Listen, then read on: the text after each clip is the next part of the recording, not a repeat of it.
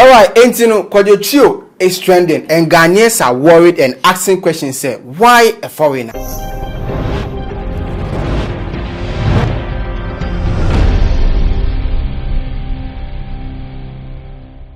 Samson and Okatakyer Afrifa so abe interpreted the law, the constitution, and it looks like Kojo never became a citizen of Ghana through naturalization, adoption, and also a registration. So how did Kojo become a citizen? Authentic Plus Studio. Make sure so be like you subscribe. You know share. I'm a full phone so NYB. And according to source, yes, Kojo a very good, successful businessman. Or no, they not just say businesses. Bebre.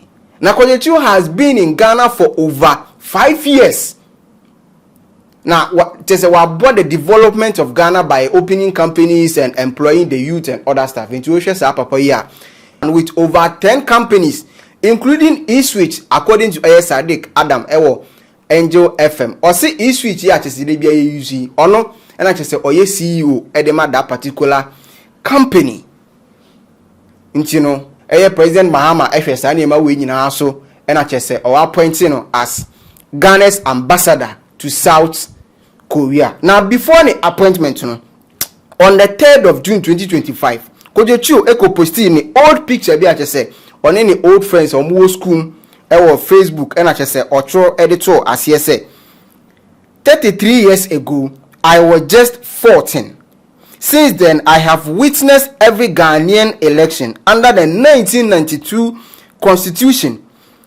We shocked the world not with chaos but with peace, democratic transition. Today, Ghana is a beacon of democracy in Africa.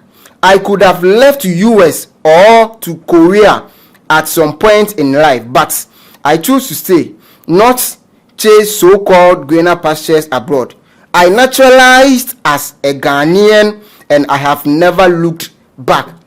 And post be at say Kojo Echo ye el honum. Na Ghana for a bisa question say Adentina John Dramani Mahama afa foreigner as a leader and an ambassador to a country where on one kasa kwampono a honum any free na oba constitution mu a emra interest anti way sanema way and I just Okatakyer Afrifa ehwe so e dey interpret the law. Now it looks as if say Kojo never became a citizen by birth, by adoption, by naturalization, and as a registration. MPP Fadi Dabusi contributed immensely to the victory of MPP in 2016. I can attest to it. And so MPP Bauma appointed. If they had appointed Fadi Dabusi, I would have been happy. But Kojo, there is a question to be answered. So first of all, Article 6 was every person who on the coming into force of this constitution is a citizen of Ghana by law shall continue to be a citizen of Ghana. So first of all, by the coming into force of 1992 constitution, which was 1993, though the constitution didn't take effect 1993. So okay, so let's even assume that Kojo Choi saw by Ghana had 1992 at the age of 14. Precisely. So no on Ghanaian before the coming into force of the 1992 constitution. Now on Ghanaian. So Kojo doesn't fall here. Then if I make 6-2, Kojo doesn't fall here. Now Kojo, Danny, please follow me quick, be fast. It can't be you first for another one, bro.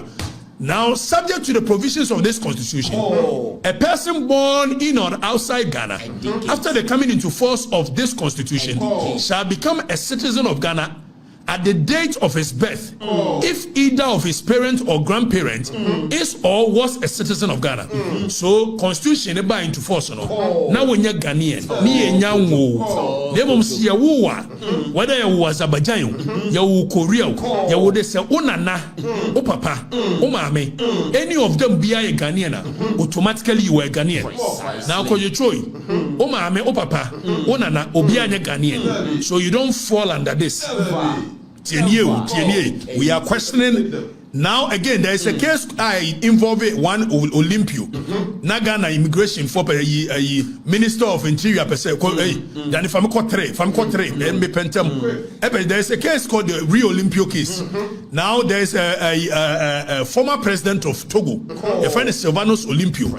Nane ba ewo Ghana ha. Don't forget that yenu more voter no. At some point, na bebre no an ebiti Togo, ebensu ti Ghana. So there is a case obi wo or ye Togolese, but then anano mo Ghana because ujina even parliament atakwami woman ni adia.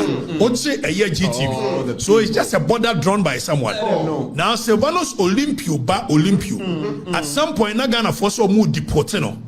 The case was sent to court, and it was agreed that because none na nebi ye Ghanaian, automatically we're Ghanaian, and that case is there for you to go and read. So Kojo, let's go to 3. A child of not more than 7 years. So Kojo Choi cannot fall under here. Also about Ghana, no, of 14 years. A child of not more than 7 years of age found in Ghana, whose parents are not known, shall be presumed to be a citizen of Ghana by birth. So see who are kolebi. Na ye hunu ne mami hunu ne papa. Nemo ye check it. Na only more than 7 years. Sa kola Ghana fan wa ye Ghana ni. Not more than 7 years. Obro 7 years, you don't fall under this. It's your omo ye wu omo no mo ye Ghana for. Your omo ye wu omo no mo ye Ghana for. Kojo Choi doesn't fall under this. A child of not more than 16 years. Tienyo. Ahana nka Kojo Choi betimi afall. But he needs to provide further and better particulars. Or say a child of not more than 16 years. Kojo Choi so ba Ghana no ye 14 years. So he would have fallen here. At 16 years of age, neither of his parents is a citizen of Ghana who is adopted. Tienyo, so Kojo Choi said, "Obi na adopted no mama community." Ni supposed to know Choi, you know.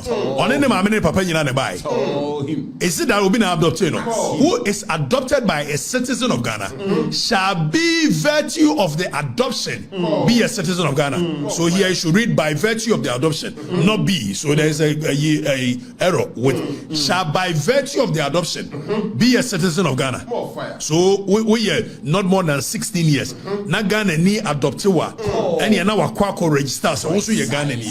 And no when the law provides this, will provide the processes. Parliament will provide processes through which esa okoko register. So it's not automatic.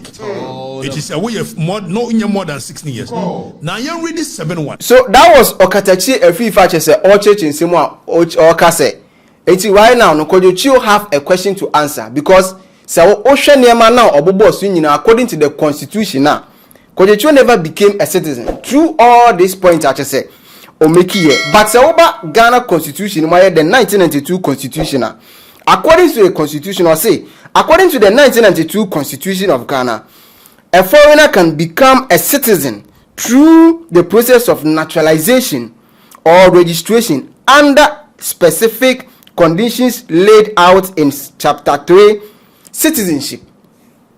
And oba say 1 naturalization sina medi kankan no.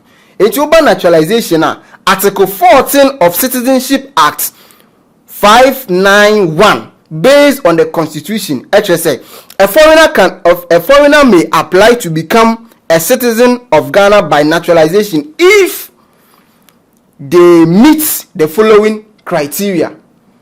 Also first one requirement must have resided in Ghana for a continuous period of at least 5 years immediately before the application. And Ghana embra HSA before be ebetimi aye citizen of Ghana no.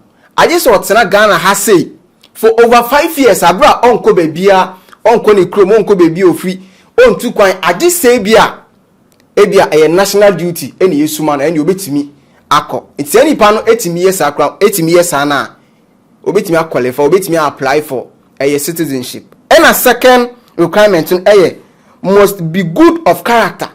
Enti before ni obi ebetimi adane a citizen of Ghana no e wo se nipa no of good character ye kono criminal records mo and was a police case and was odi atutu asem chese and was oye bibia ebetimi atanish the image of the country dating. And a third one, or say, must be able to speak and understand an indigenous Ghanaian language.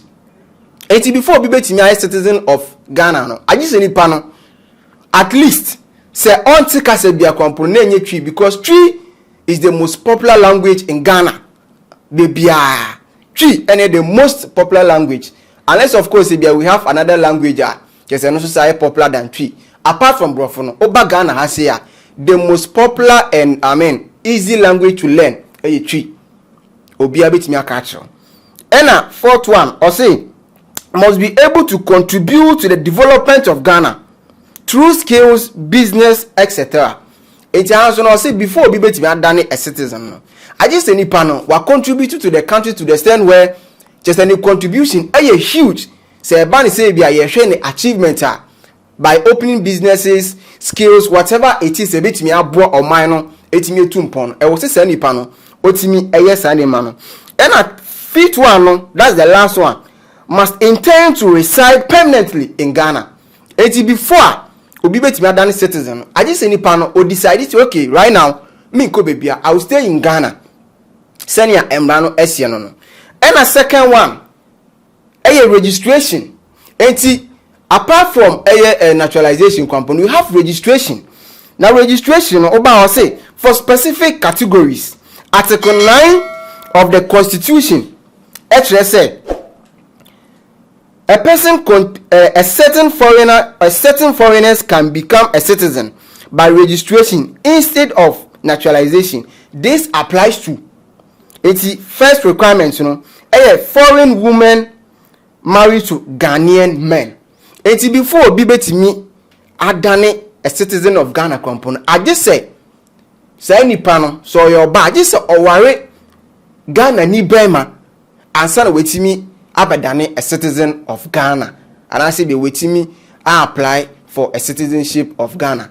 Enya sa apa de nipa na enya de obetimi enough oba first one or say a woman married to a Ghanaian citizen may apply to be registered as a citizen. And a B, people of Ghanaian descent.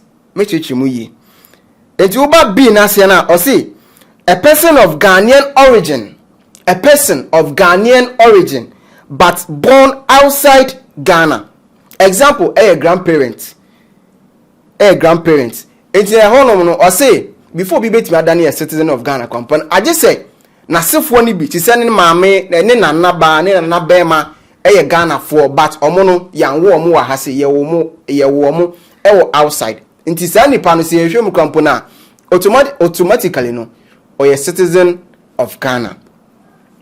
And last one no oath of allegiance. Instead no after say what qualify all these categories no requirement we nyina, you have to swear an oath of allegiance.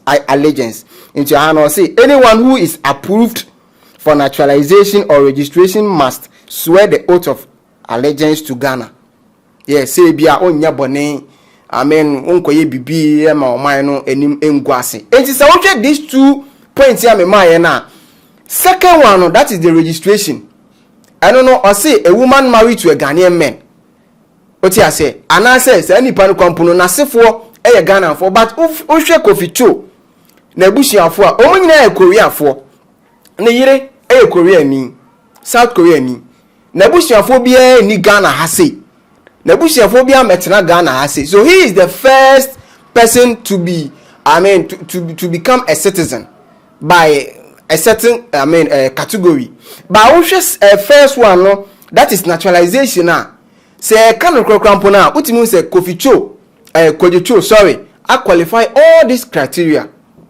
And your man constitution boss say before be me adani a citizen, because Osha say must have resided in Ghana for a continuous period of at least 5 years. Now Osha Kofi Cho post no okoye na or say 33 years ago I was just 14. It's not just a Kofi Cho at Ghana more than 5 years.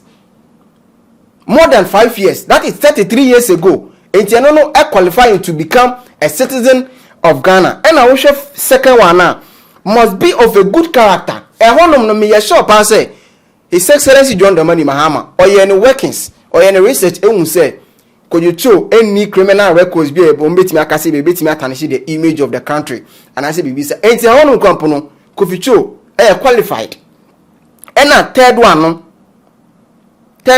I say must be able to speak and understand an indigenous Ghanaian language and I'm not there but I'm sure say by this time 33 years there Kojo Choi ne mbenye omutimi ka twi and I yigbe whatever the language is omutimi ka. So I'm sure pass a honors will qualify. And a fourth one must be able to contribute to the development of Ghana. A honor how crumpled here will pass it 100% because American catch them say our more than 10 companies in Ghana, including eSwitch and eSwitch, one of the biggest company I just say I did empower Ghana as here ubia eusubi. Inti honor crumpled here yenka kra. And a Kojo Choi so fourth one I say must intend to reside permanently in Ghana. Until one company they will qualify. And Ghana has say, the constitution allows dual citizen, but not to everybody, not to obia just obia keke.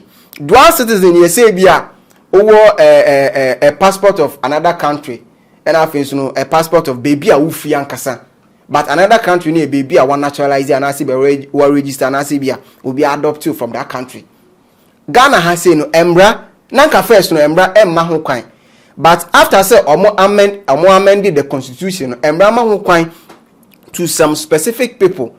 It is a oye aban adwuma and I say o da adwumako bia no a chese ye oman ni dia. Untimi obi ti say speaker of parliament say untimi have a dual citizen ship and I see bibisa. Inti I say nipa chese omutimi omo restricted public officers Chief Justice or Justice of the Supreme Court, Ambassador or High Commissioner. Inti honum na chese Kojo Choi fully under. Inti honum company sa osha Kojo Choi me sure say by this time we declare the citizenship. Yes, inti me say here say hwemu a Kojo Choi onye South Korean citizen because as it stands now no or a Ghanaian citizen. Yes. And yes, Chief of Defense Staff, Inspector General of Police, that's IGP, Commissioner of Customs, Director of Immigration, any officer in the army, in the armed forces or other security service with policy making role. This is there. They don't have the right to apply for dual citizenship.